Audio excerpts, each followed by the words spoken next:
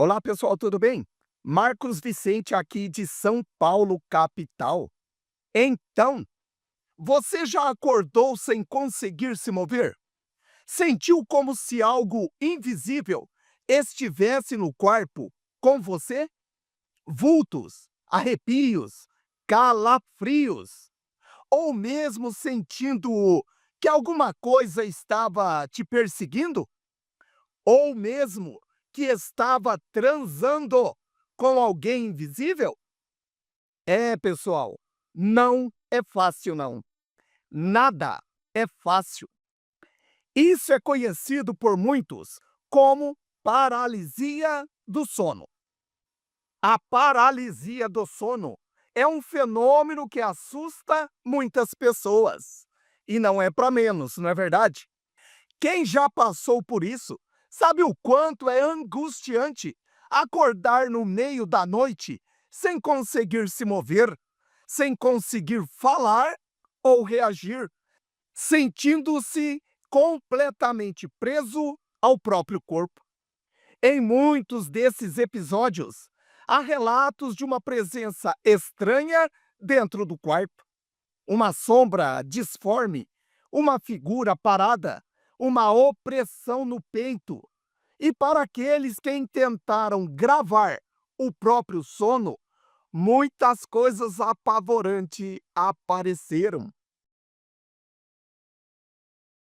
Do ponto de vista médico, trata-se de um distúrbio ligado ao sono REM, fase em que o corpo permanece inativo enquanto o cérebro começa a despertar. REM é uma abreviação de Rapid Eye Movement, que traduzindo do inglês significa movimento rápido dos olhos. O nome instituído a essa fase do sono se dá a um intenso movimento ocular durante o sono. Além disso, nessa fase do sono, a atividade cerebral é tão intensa que pode se comparar a quando está acordado. Isso pode levar a movimentos bruscos, como socos, chutes ou até mesmo saltos da cama, frequentemente associados a sonhos violentos. É uma explicação importante por parte dos pesquisadores, mas nem sempre suficientemente clara e lógica para quem vive essa experiência com tanta intensidade. É aqui que a doutrina espírita oferece uma compreensão mais ampla e profunda sobre o assunto. Segundo informações espíritas, durante o sono, o espírito se afasta parcialmente do corpo físico e vive temporariamente no mundo dos espíritos. No entanto, permanece ligado ao corpo físico pelos laços perispiríticos. Essa emancipação da alma permite que o espírito se relacione com outros espíritos desencarnados ou não. Visite lugares de acordo com a sua condição vibratória, podendo estes lugares serem bons ou não muito bons. Isso significa que ao dormir não estamos inativos, como pode parecer.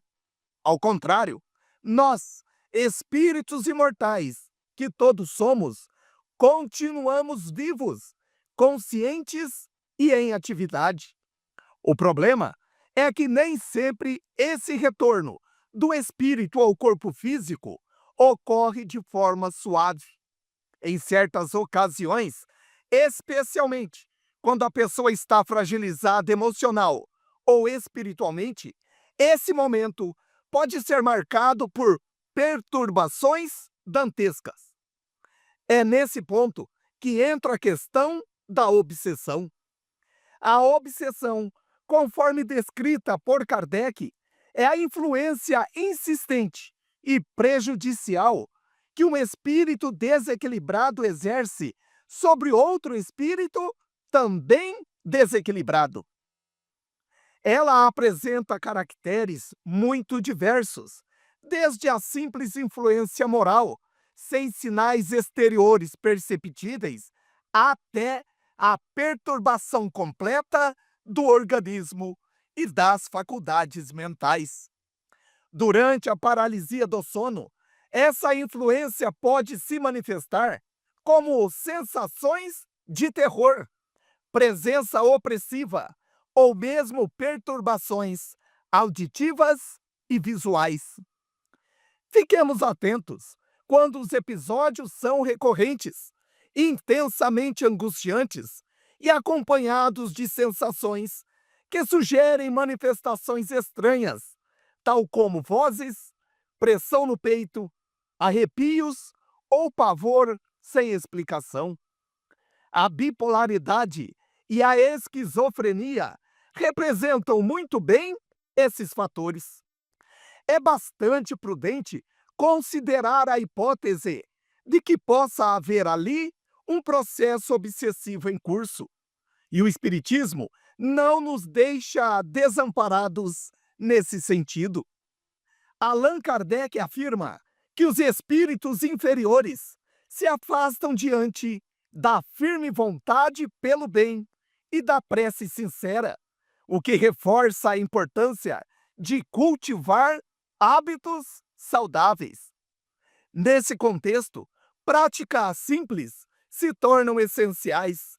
A oração sincera antes de dormir, a leitura de mensagens elevadas, como as do Evangelho segundo o Espiritismo, a busca pelo equilíbrio emocional e o esforço diário pelo aprimoramento moral. Deixar de lado os vícios e a frequência a locais que motive ao alcoolismo, ao tabagismo e ao sexo desenfreado. Essas atitudes elevam nossa sintonia e nos aproximam dos bons espíritos que sempre nos amparam. Também é importante evitar pensamentos negativos, ambientes carregados e conteúdos violentos ou deprimentes antes do sono, pois tudo isso interfere na nossa vibração. E caso os episódios continuem frequentes, procurar orientação em um grupo espírita sério pode ser de grande auxílio, por meio de conversas fraternas, passes e, se necessário, acompanhamento em reuniões específicas de desobsessão. É importantíssimo que o indivíduo se esclareça em relação à realidade espiritual, e este esclarecimento surge mediante o estudo, em especial, das obras de Allan Kardec e demais obras espíritas. A obsessão não deve ser motivo de medo, mas sim de vigilância. Kardec também nos ensina que os espíritos inferiores se afeiçoam àqueles que os escutam com complacência e se afastam daqueles que os repelem com energia. Ou seja, é a nossa postura interior, firme, moralmente equilibrada e comprometida com o bem, que cria uma verdadeira barreira contra esses nossos semelhantes, ainda ignorantes, mas que também são espíritos em processo de evolução. A paralisia do sono pode ser apenas um alerta do corpo, mas também pode ser um aviso da alma.